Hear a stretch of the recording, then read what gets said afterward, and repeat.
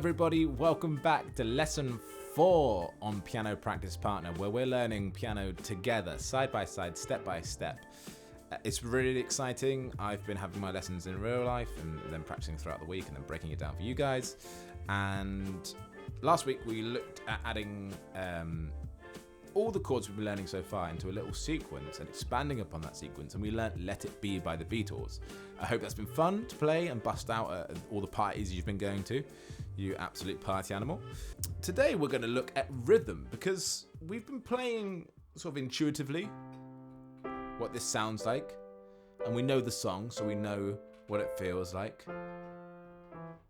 But what is rhythm? What is rhythm within music, and how do we understand it? So to begin with, let's focus on Western popular music. It's the thing we're perhaps most familiar with and maybe the easiest to understand, as most Western popular music is in 4/4. So what do I mean by that? So to begin with, we're not going to get too heavy on the notation. I don't want to confuse myself too much, and I don't understand it fully because it is like learning a new language. So this is basically what's known as a stave, and notes are written up and down this stave, and depending on where they're sat on these lines, that tells us what note it is. So rather than being written on the line, or just underneath this line saying C to play a C, the note would be written something like that. That's horrible. Anyone who actually plays music and understands notes will be disgusted by me right there. But instead of the letter C being written, it would be on its own ledger line. So this would be middle C, just under a line underneath these lines. For example, we're not going to get into that right now, but it's important to understand that depending on where the note is on these lines, and also the type of note, tells us what note it is we're playing and how long we're playing it for. So today, we're not really going to bother with knowing the note itself, but we're more concerned about the length of note, if that makes sense. I'll explain it now. So most Western music is in 4/4. What that means is that there are 4 beats within a bar of 4 equal measures. How do I explain this? Right, so let's say where these lines are. This is a whole bar and this is a whole bar. So most music will already know. You kind of click along to it, or you clap along and yeah, let's go. Get, get, get, get. 1, 2, 3, 4. 1, 2, 3, 4. So many songs. Staying Alive. Well, you can tell by the way I use my walk. I'm a woman's man. No time to talk. 1, 2, 3, 4, 5, 6, 7, 8. No, it's all right. Sorry to sing at you. I did say last week I wouldn't subject you to it, but hopefully that makes sense. That most songs you can clap 1, 2, 3, 4. 1, 2, 3, 4. And this just means that there's 4 notes in the bar, and this one means that they are of equal measure. So this would be expressed as a crotchet. So let me explain. It's really hard to know how to explain this stuff, teaching it for the first time, as well as sort of understanding it myself for the first time. So a crotchet is written like this. You've probably seen this around. So this little circle, solid circle with a line, and that would be 1. Now, we've got 4 of them in this bar. So if we go 1, 2, 3,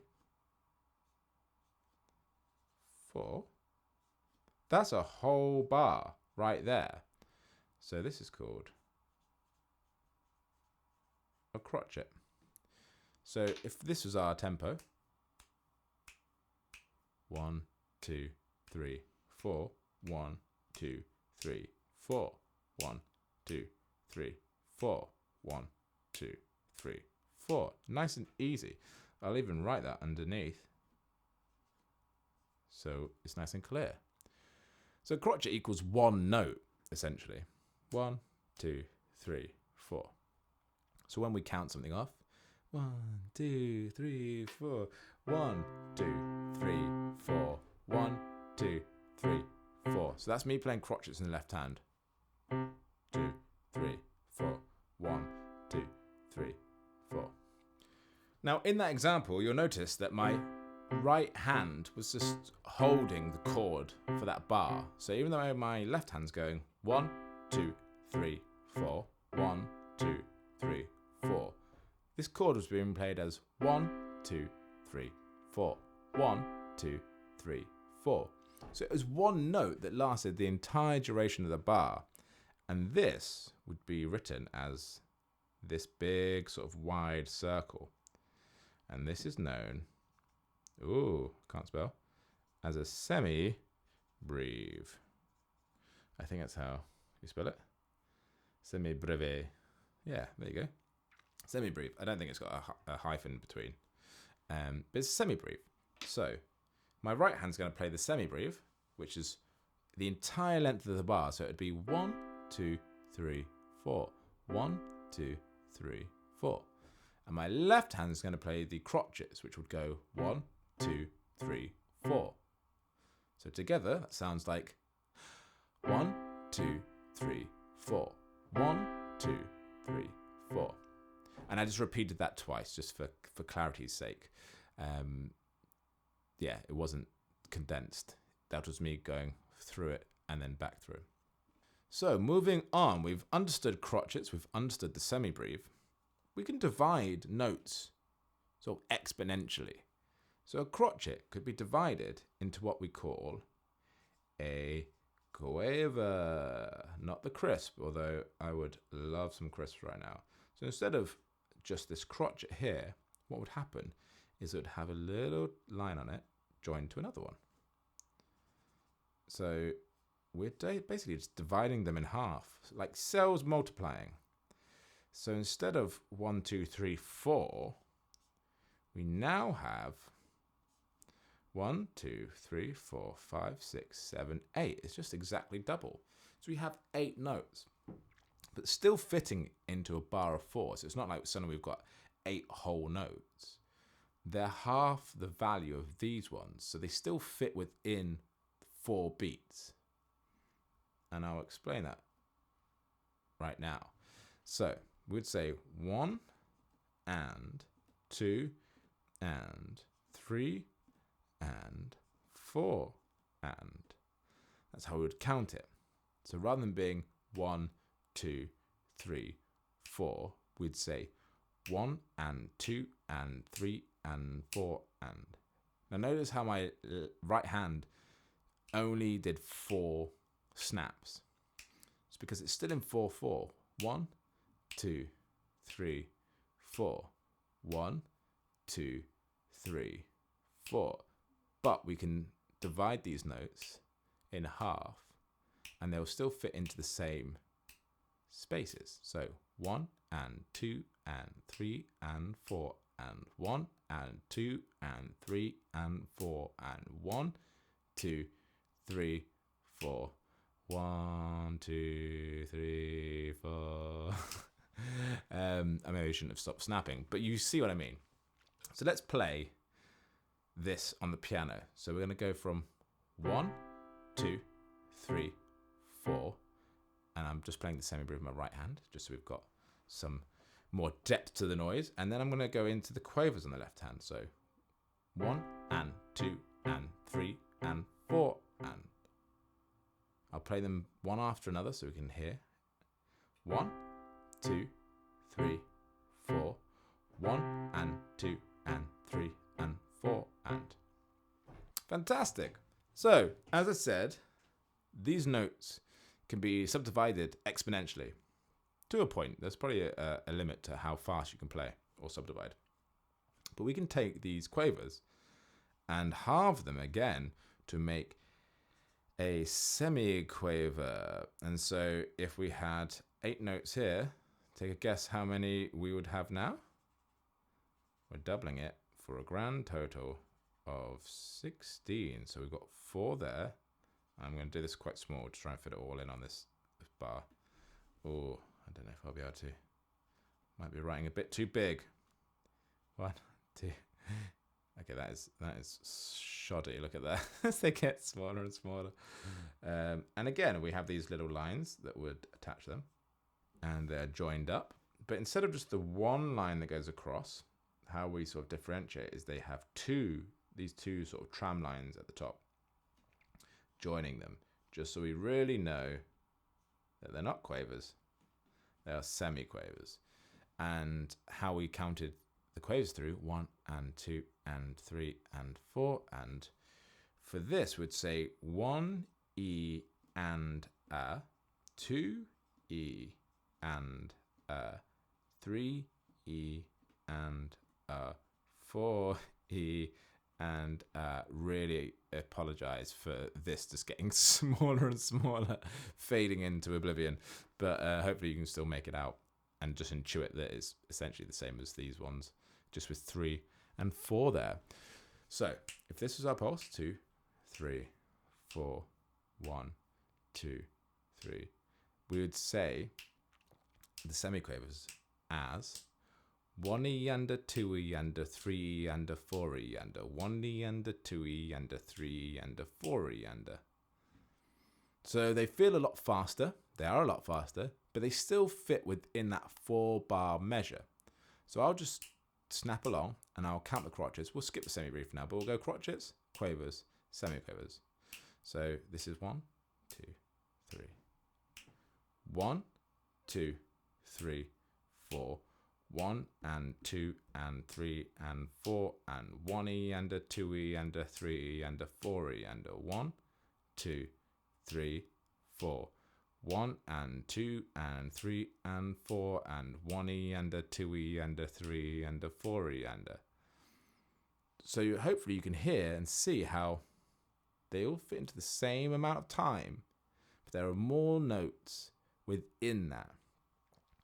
There are more notes and more rhythms we can play with, but to begin with, these are the main 4 we're going to be looking at.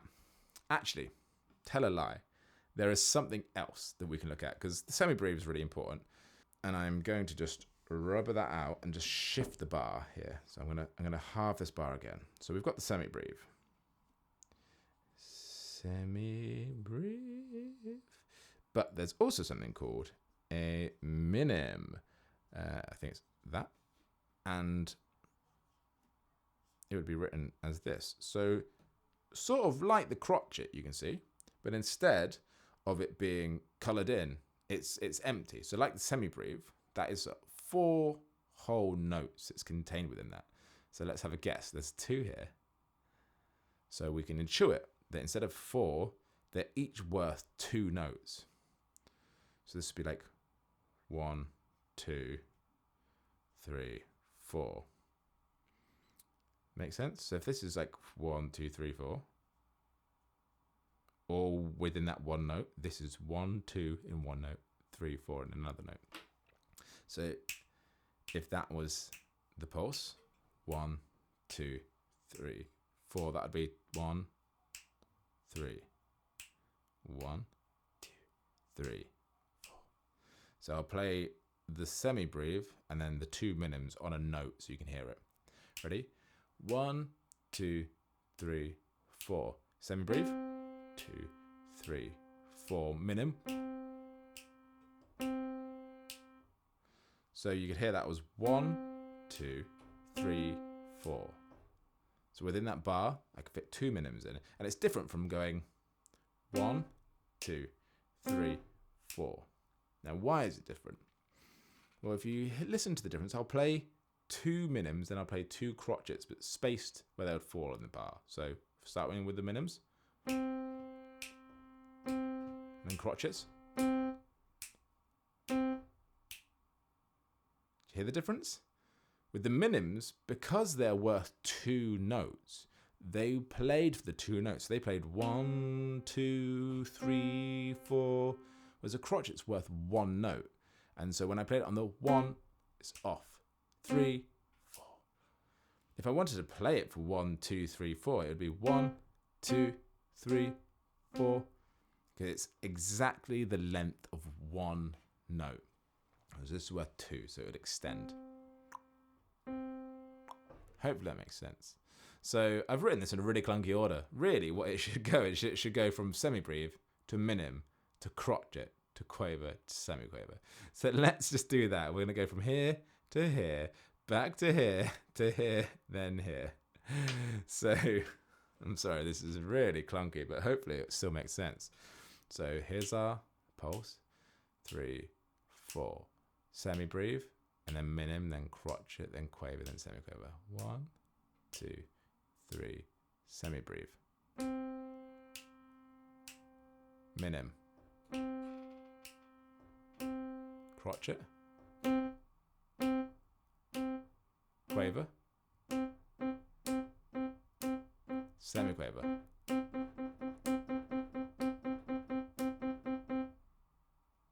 There we go.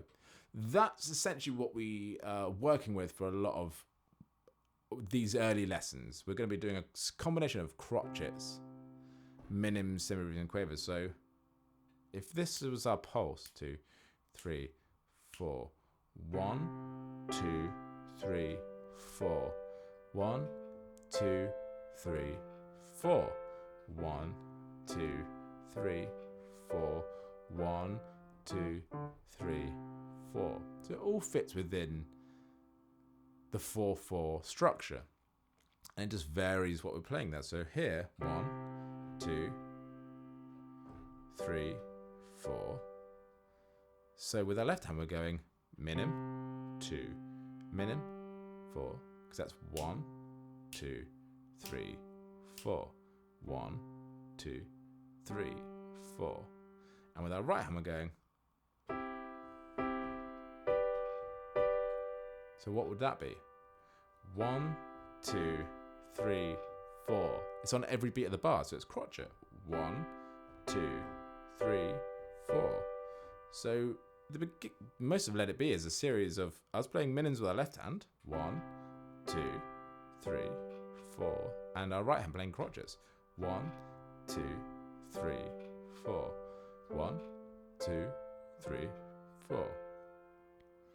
So hopefully this makes sense. We'll delve more into rhythm. I just wanted to give a brief, simplified overview of how we think about rhythm, or how we think about like what is a bar of music. So if I'm saying 1, 2, 3, 4, and we start on the 1, we'll delve more into that in future lessons. I just wanted to give a brief little like blanket view of this, so that when we delve into that stuff a bit more thoroughly, we've got a good starting point. So thank you so much for sticking with me and going with me on that. I know there's been less playing today and more about like, what is this thing? What are all these symbols and hieroglyphics? Because it is learning a new language, right? And I am not good at learning languages. I don't know about you, but I did terribly at school. I had to learn German, and I was not very good at it. Although the language is great, all languages are great. I don't have the aptitude for retention, so I do get it that this stuff is like learning a language, and for some people that's really hard. But hopefully together we'll just piece away and chip away at understanding this language and then expressing it through our music. Thank you very much, everybody.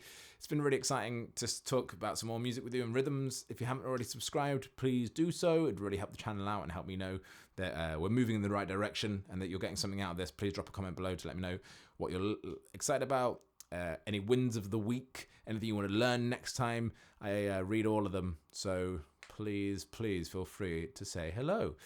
Have a good week, have fun practicing, and I shall see you next time.